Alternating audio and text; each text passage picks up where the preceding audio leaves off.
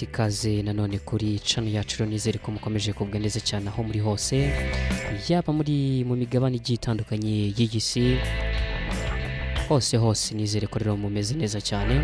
Hanyuma rero reka nshimire buri mwe wese wamaze gukora subscribe kuri channel yacu, ni iby'agaciro rero kuri twebwe. Hanyuma rero niba nawe utari wayikora ndumva cyari cyo gihe ubundi ukayikora tugakomezanya mu kanya gato cyane umaze gukora subscribe, kuko bizajya bikorohera kubona video zacu, inkuru zacu mu ba mbere kandi bitakugoye.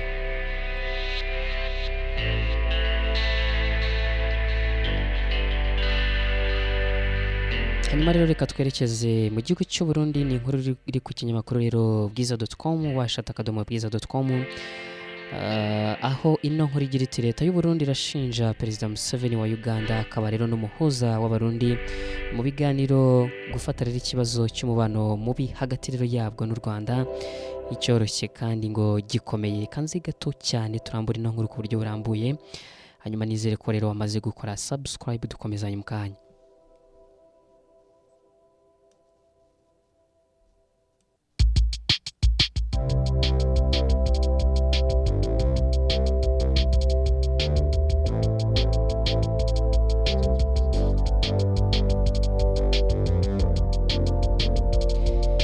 Ibi rero biri mu bikubiye rero mu itangazo leta y'u Burundi yasohoye ubwo hari kuwa kabiri rero tariki ya 8 Mutarama 2019, ubwo yagiraga rero icyo isobanura ku mabaruwa rero Burundi bumaze iminsi bwandikirana n'igihugu cy'Ubugande. Iri tangazo rero BBC idukesha no nkuru rivuga ko nguretse ibyo gushinja rero Museveni ibyo kudaha agaciro rero iki kibazo bufitanye n'u Rwanda, ngo banamushinja rero gusa n'utemera amahoro na demokarasi biri mu Burundi. Leta y'u Burundi kandi itangaza ko rero ngo kudaharira agaciro iki kibazo birimo gutuma rero imikorere y'umuryango w'ibihugu bya Afurika y'Iburasirazuba EAC itagenda neza.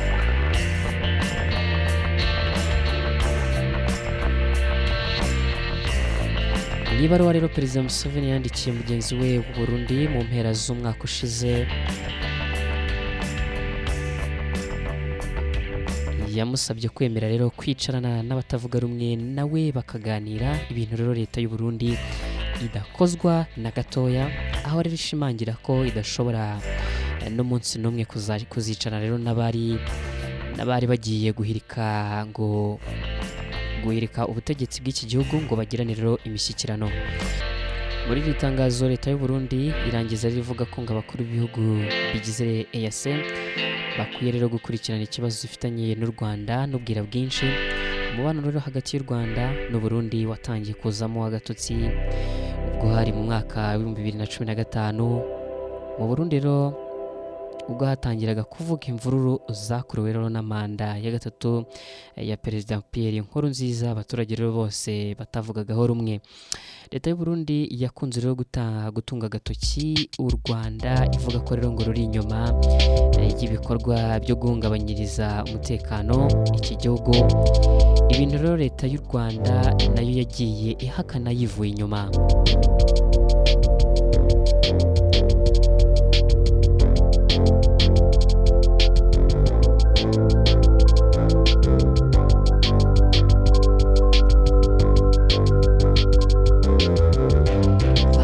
Ko rero ibyo Burundi bwamaze rero kwijundika Museveni ko afata ikibazo cyabwo rero n'u Rwanda nk'icyoroshye.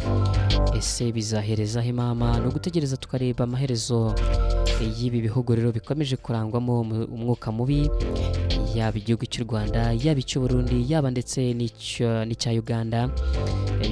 Byose rero bikomeje kutagaragaramo umubano mwiza cyangwa se amahoro muri ibi bihugu. Icyo gusa twakwifuza ni uko bino bihugu byakongera bigasubira bikagenderana nk'uko byari bisanzwe, kuko usanga rimwe na rimwe abanyarwanda bajya hirya no hino muri ibi bihugu rero batamererwa neza, yaba mu Burundi rero, yaba ndetse no mu Bugande. Bamwe bagenda bafatwa, twagiye tubyumva mu minsi yashize, bivugwa ko rero ngo ari intasi z'u Rwanda. Kadutegereze turebe, ntawavuga tazi biri imbere. Reka rero duhinira ahangaha bakunzi ba channel yacu nizere ko rero mukomeza kubwa neza cyane mukurikirana channel yacu, biba byoroshye cyane, icyo usabwa gusa no gukora subscribe, ubundi ibindi byose ni ibyacu, tukakubonera inkuru uko biba, uko wabwije nuko bukeye. Ngaho ngushimire, ukomeze kubwa neza cyane.